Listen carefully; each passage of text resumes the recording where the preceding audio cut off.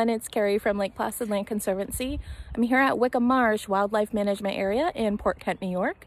We're going to talk about spring ephemerals today.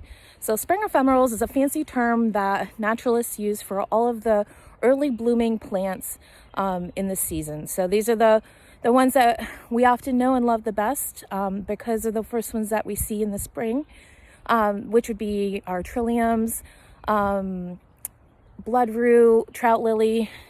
These are just a few of the really special flowers that pop up early in the spring.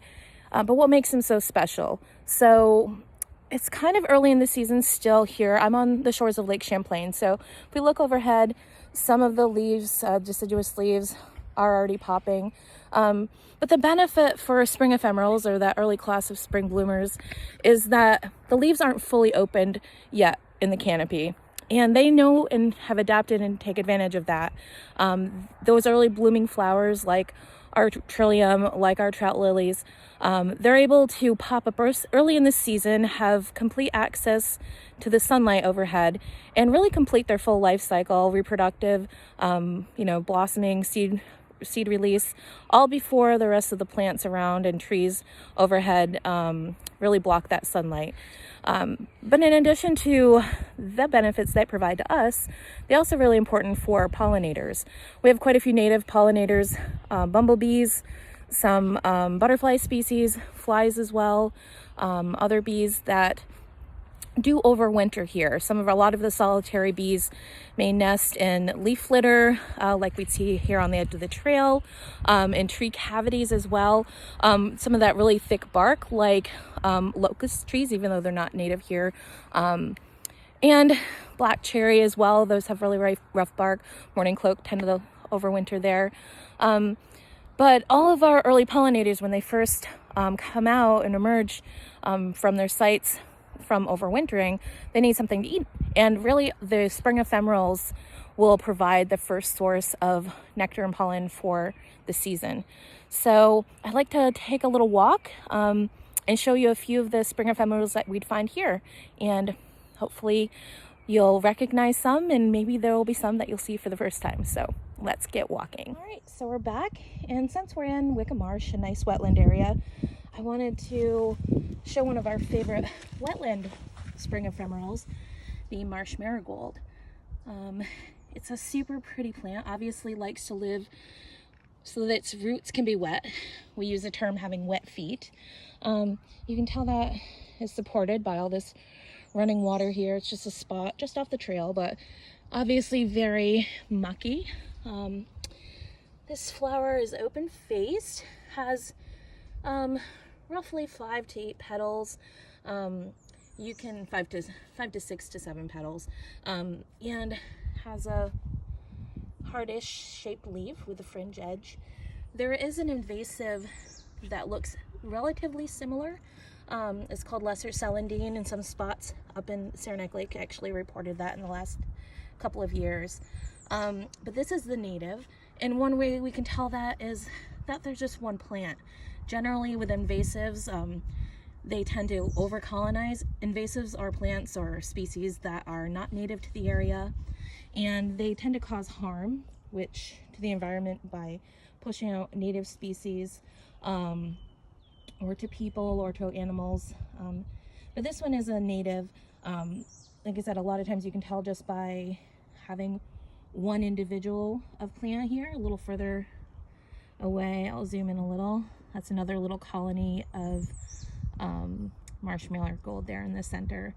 But super pretty, and again, a really lovely source of pollen for some of our early native bee species. Okay, not too far away, I'm finding no flower yet, but an early plant. This is native red Columbine, and that is a pretty distinctive leaf shape.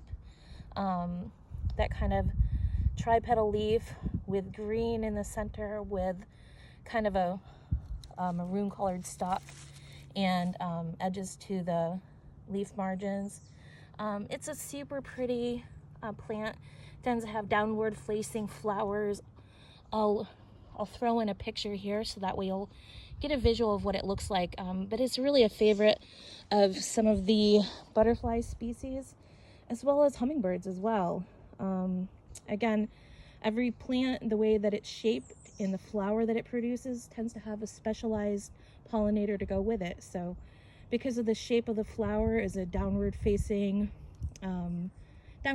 flower with a pretty steep path to get to that source of pollen and nectar, it tends to require a specialized mouth part in order to reach that. So hummingbirds with their long beaks and tongues can reach that rather well, and butterflies do as well. So that is a lovely example of early native red columbine.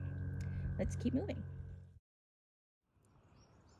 I could walk right by this on the trail, but I think I'd be remiss in including our native strawberry plant, a wonderful ground cover in our class of spring ephemerals.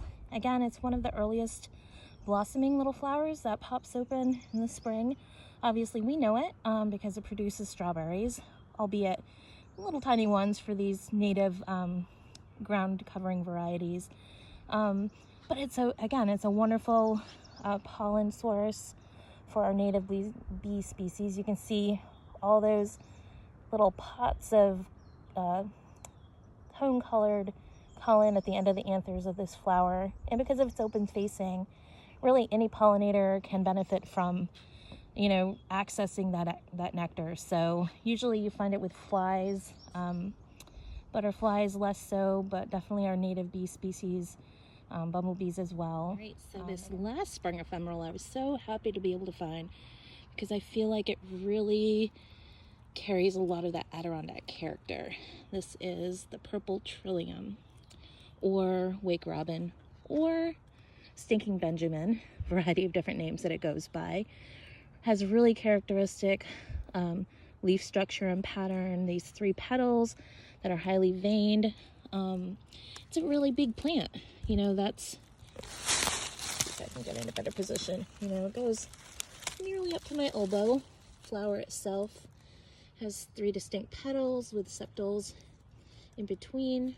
And this is a really interesting early plant for pollinators because the ones that benefit most from it that requires flies for pollination, hence the name Stinking Benjamin. If you could take a whiff of this through the video, it has the smell of rotting flesh, and we associate rotting flesh with what?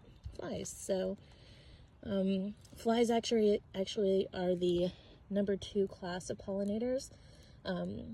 First are bees, and those are followed by flies. So a lot of the plants that we associate with pollination really benefit from flies. So even though they annoy us, they have a great ecological benefit.